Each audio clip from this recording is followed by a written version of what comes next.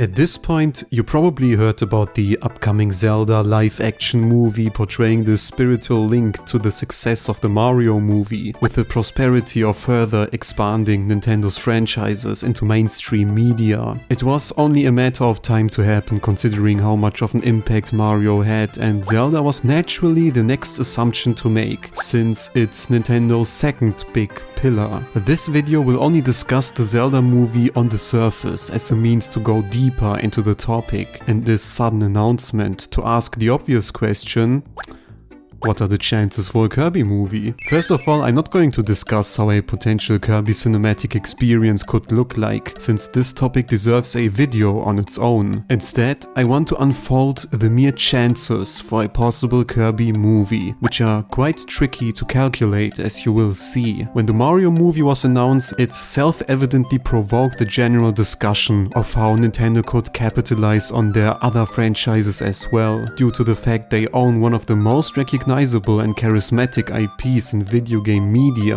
It's not too far-fetched to wish for those characters to appear on the big screen and explore their universes in a manner we have never seen before. Consequently, translating a video game into a movie is no literal task, and there are many aspects to consider, like the target audience, cinematic style, animation or live action, and many more. In Zelda's case, they decided to go for the latter path, and while it's easy to roll our eyes and be hesitant, it's basically the very same premise as with Mario. After learning about the animation studio behind Mario, people were even more eager to argue about a likely disaster, and although you may consider the final product as one, there's no denial the film was as fine as it could be. Therefore, I refrain from speculating about Zelda's possible outcome and the debatable choice of responsible partners, since Nintendo is once again supervising the movie and its production. There's no denial the Zelda film is going to be somewhat of a success regarding the franchise's growing popularity and Nintendo's increasing experience in how to translate their franchises into movies. Obviously, they want to expand this idea as much as possible, and while we checked off Mario, Pokemon, and soon Zelda, there are only a handful popular IPs they could use. Kirby is inherently another perfect candidate with a successful history of carrying over 40 titles and a 30-years-old legacy. He might not be on the same level as the big ones, but is famous enough to be considered as one of Nintendo's top 5 franchises. With so many titles, you may get the impression he would be the natural next logical choice, but it isn't as straightforward as you think. Despite the fact Kirby is more successful, I would argue Metroid receives better chances to be realized into a movie. A little strange to assume considering the struggling past of the franchise and mildly successful games when it comes to basic success, but those movies are not primarily about making money. Swapping established voice actors and changing classic character designs are steps to bring Mario not only on the big screen but westernize his reputation even further. Yes, Mario is the Mickey Mouse of video games, and you will hardly find a person not familiar with him, but a brand can never be too recognizable, and by creating a Mario movie for people who have only heard about him, you can build a completely new image of what was only a mere video game before. The very same thing is going to happen to Zelda, especially after finding out it will be live action. The sole purpose of this movie is to strengthen the franchise beyond the globe, to transform Zelda into this grandiose fantasy spectacle akin to one of the greatest classics. Nintendo's definitely not producing those films just for the fans or for fun, and considering all those factors, Metroid has a much higher chance to be next. While Kirby's obviously stronger as a franchise, the main selling power comes mainly from Japan. Many players, maybe even Kirby fans, are not really aware of how much more popular Kirby is in his home turf, to an extent where Japan is probably carrying the franchise largely. It's much easier to sell a childlike, cutesy franchise like Kirby in Japan, and it wouldn't even surprise me if most of the profit comes directly from all those secondary means of making money, like simple merchandise similar to Pokemon. Metroid, on the other hand, was always more thriving in the West, with Metroid Dread and the remaster of Prime proving this point even further. It makes much more sense to capitalize on a series deemed to be mature, action action-packed and full of potential in regard to how narratively driven Metroid games are. The realistic graphics can be easily translated into a live-action movie, and seeing how other franchises like Halo or The Last of Us are wandering on similar paths, despite being television series and we just ignore their quality, it would make so much sense to let Samus into the spotlight. What's even more is how it could save a franchise entirely. Metroid and Zelda will always make money, there's no denial to that, and their respective movies will only increase the amount. With them, it's about increasing their popularity, whereas Metroid would benefit so much more. A space adventure with a strong female lead, destroying aliens without losing a single drop of sweat, is generally appealing and does not need games as a backup.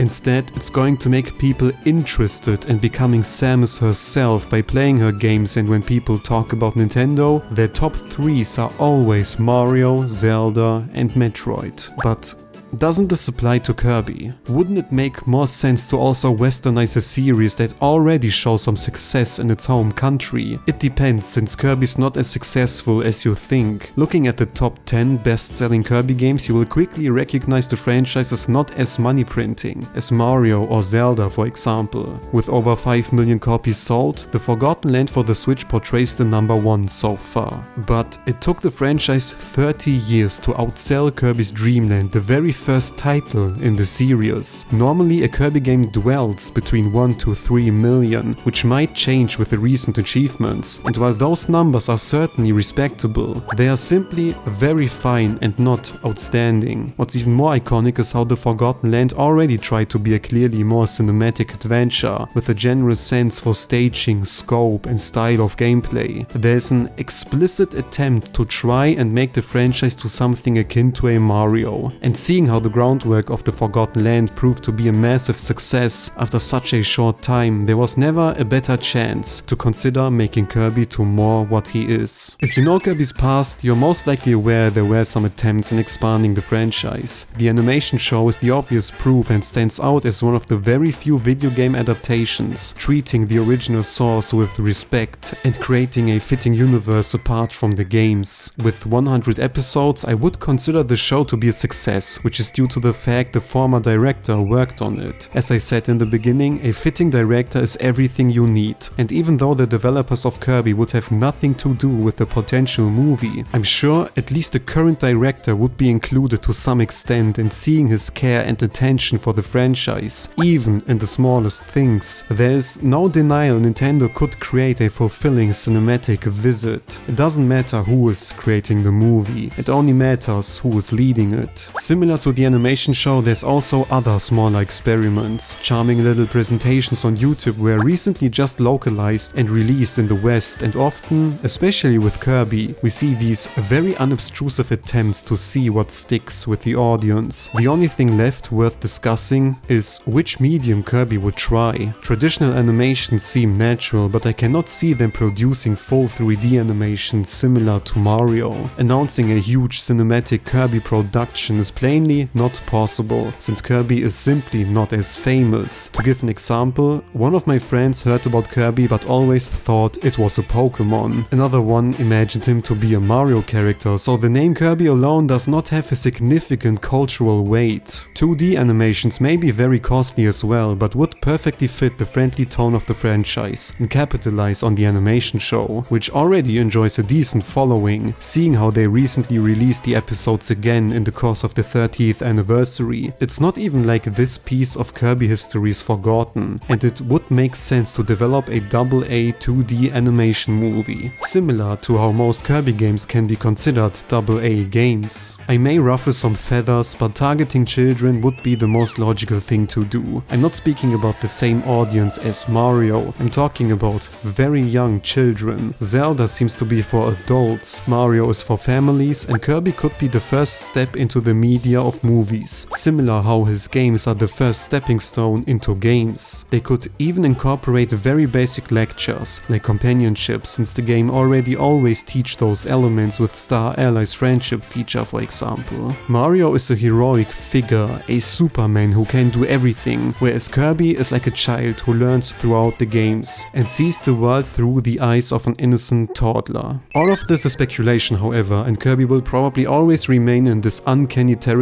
territory of being one of Nintendo's biggest franchises without enjoying the AAA status of other IPs. Of course, these are just some basic ideas, and I would welcome all sorts of interesting concepts considering Kirby, be it 2D/3D animations or other stuff. Some titles try out very appealing art styles, and you could also imagine something in the form of the Rainbow Curse, a very specific kind of style with a lot of potential. Or what about a mere short movie akin to the Pikmin ones? The possibilities are endless, and seeing how the franchise itself likes to test out all sorts of ideas, it wouldn't be surprising to see Nintendo using Kirby as their guinea pig. But what do you think about the chances of a Kirby movie? Does it make sense to give it a try, or do other franchises have better chances? Also, let me know if you're interested in a video fully dedicated in drawing out how a Kirby movie could appear in detail. Even if you are skeptical of the Zelda movie, I just hope it's going to fast forward the process of Nintendo thinking about their franchises in other interesting ways than games.